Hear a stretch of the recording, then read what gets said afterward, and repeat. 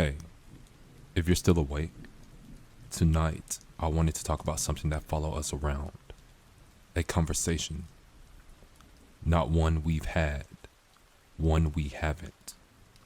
The one we replayed in our head hundreds of times. The one we practiced in the shower. The one we've imagined during a long drive. The one we keep telling ourselves we'll have someday. Just not today. I think conflict doesn't survive because they're big. I think conflict survives because they're avoided. And I want to get into this segment stating that this is the weight of unspoken things. It's strange how heavy words can become when they're never spoken. A simple truth, a simple question, a simple admission somehow becomes this enormous thing we carry everywhere. Not because it's impossible to say, but because we're afraid of what will happen after we say it. So we wait. And while we're waiting, the conversation keeps growing. And I want to expand on that really, right? On the previous episode, I talked about how unattractive I was, or how I felt unattractive, right? Like not desired by women, because I'm a male, right? I like women. But on a personal note, I've also had to talk to myself and start the conversation that I've been avoiding the entire time. And that was to lose weight. Lose weight. Lose weight. And it's not that I was super fat either. It's not like I had big legs, big arms, a big belly, a big neck, a big body. I never had that problem growing up. But I did notice that I was gaining weight in my upper midsection, my lower midsection. And it was sticking right there, right? I used to have man boobs. And it's nothing to be ashamed of. Now that I'm looking back at it, it was nothing to be ashamed of, because why was I so hard on my body? But at the same time, I knew I wanted to be different. I knew I wanted to run. I knew I wanted more. And in order to get more, in order to get that form of greatness, some things had to go, and that weight had to go. It's not like I'm super skinny now either. I'm not like 110 pounds, right? I'm a solid 160 to 170 pounds, 10% body fat, full of muscle. But that conversation had to be had. That conflict had to start. And if it didn't start, the conversation kept growing. It's like, oh, it's okay. I can put it off till tomorrow, right? Like, oh, it's okay if I eat McDonald's today. And no offense to McDonald's. Shout out McDonald's. But it's not the way to do it. It wasn't the way to do it. To get where I needed to be, I had to have that heavy conversation. I had to take off my shirt and look at myself in the mirror and take a picture and remind myself that I was not the person I wanted to be. This is not the body I wanted to have, right? And now I have the body I wanted to have, right? Like I have my man boobs are now man muscle, I don't know if you hear it, but I'm touching my chest right now. It's like it's full of muscle. And I had to have that conversation. I had to get in shape. I had to get fit, because if I didn't have that conflict, where would I be right now? Where would I be right now? Where would I be right now? And it's something personal, right? I don't tell everybody that. Even my mom never noticed my body changed, but I noticed it. And I noticed I used to wear black a lot of black, right? Before I got into wearing different colors and different shades, I wore a lot of black because black hides things better than like white. But it didn't change the fact that I was gaining weight where I didn't want to. And that was the conversation I needed to have. So I think we've all done this. We all delayed the conversation because we wanted the timing to be perfect, because we wanted those words to be perfect, because we wanted the outcome to be predictable.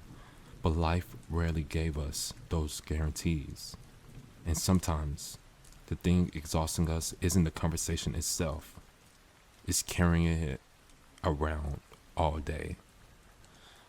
My voice kind of broke right there, right? it's carrying it around all day, every day. So I'm going to repeat those last lines.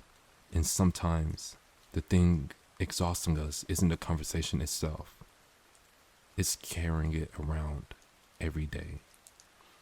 I think the problem with me saying the word carry, that I'm like extending carrying longer than what it should, but it has a Y and ing, so it's a very, and two R's, so it's a very complex word. So I digress. I want to get into the stories we create.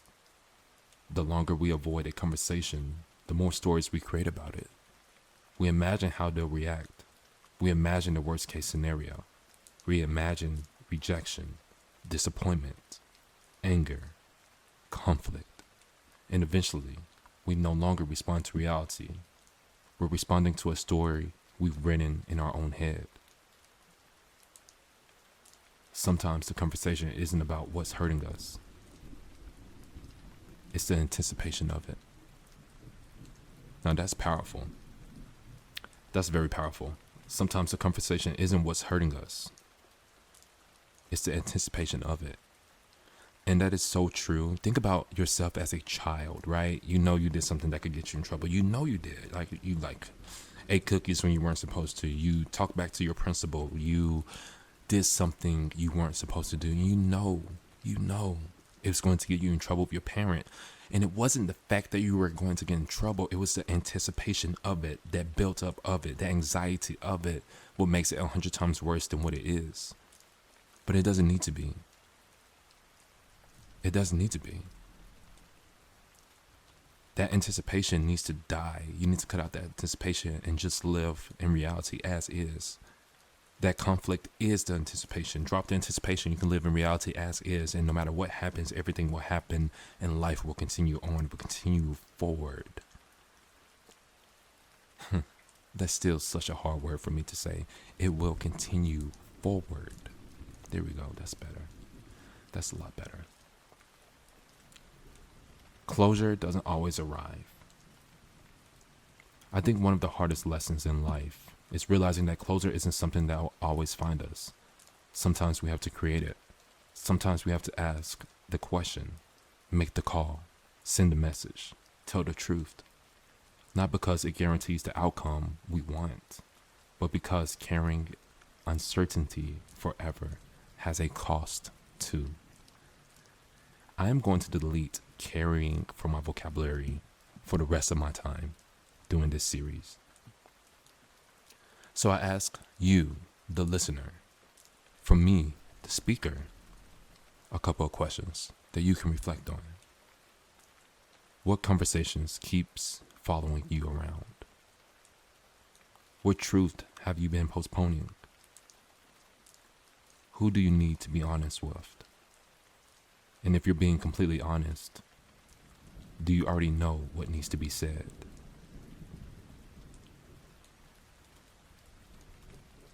Most of the time, we don't avoid conversations because we don't know what to say. We avoid them because deep down, we already do. That's the realization. We're just afraid of what happens next. That's the anticipation. And I'll close with this. Some conflicts aren't waiting for a solution. They're waiting for a conversation. A moment of honesty. A moment of courage. A moment where someone finally says the thing that we've been sitting between this entire time. Between that conversation and peace. Maybe tonight, stop asking yourself whether the conversation will be difficult.